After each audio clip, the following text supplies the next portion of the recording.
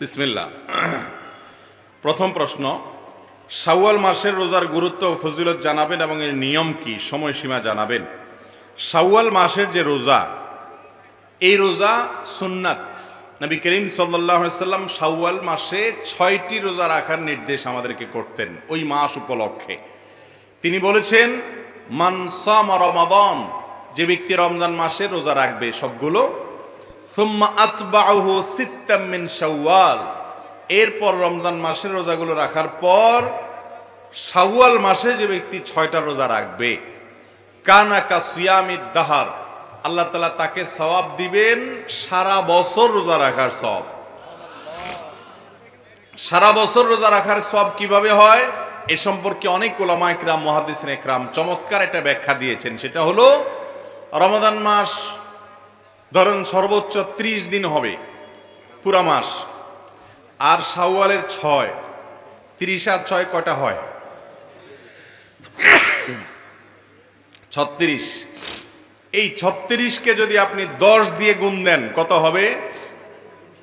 360। চান্দ্রবর্ষ সৌরবর্ষের চাইতে কয়েকদিন কম হয়।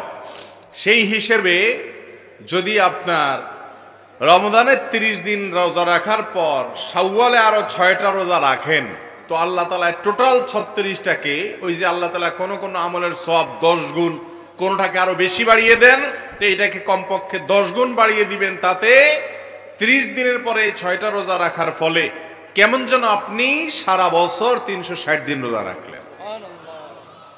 এই জন্য এই সুযোগ হাতছাড়া করা উচিত না। শাওয়ালের 6 রোজা, এটা আমরা কখন রাখবো? আমরা ঈদের দিন, ঈদ উপলক্ষে যে রোজা রাখা হারাম সেদিন বাদে এরপরে পুরো গোটা মাসের যে কোনো দিন আমরা রাখতে পারবো। এমনকি কেউ যদি শুধু শুক্রবারের সুযোগ পায়, শুধু শুক্রবারে রাখবেন।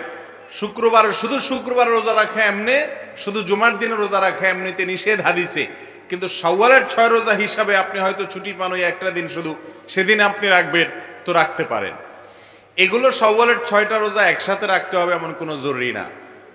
একদিন আজকে একটা রাখলেন, আবার 2 দিন পরে একটা রাখলেন, প্রথম সপ্তাহে 2টা রাখলেন, পরের সপ্তাহে আবার 2টা রাখলেন, এভাবে আপনি গ্যাপ দিয়ে রাখতে পারেন।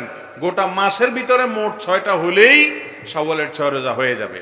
মা বোন যারা মাসিকের কারণে রমজান রোজা ভাঙতি হয়েছে, তারা সেই রোজাগুলো আগে রাখবেন না শাওয়াল রোজা আগে রাখবেন, এ নিয়ে ওলামাদের 2 রকমের মতই আছে।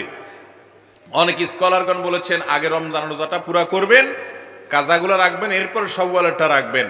কারণ হাদিসে আসছে, মান সামা রমাদান, যে ব্যক্তি রমজানের রোজা রাখলো এরপরে আসছে শাওয়ালের রোজা রাখলো, তো আপনার রোজা তো বাকি আছে রমজানের, সেগুলো রাখবেন, তারপর শাওয়ালের 6 রোজা রাখবেন। যদি অন্যান্য উলামা ইকরাম বলেছেন যে না, রমজানের রোজা যদি কেউ পরেও রাখে অসুবিধা নাই, শাওয়ালেরটা তো ওই মাসের মধ্যেই রাখতে হবে। শাওয়াল মাস চলে গেলে যদি আপনি রাখেন, এই 6 রোজার সওয়াব আর পাবেন না, এটা সাধারণ রোজার সওয়াব হবে।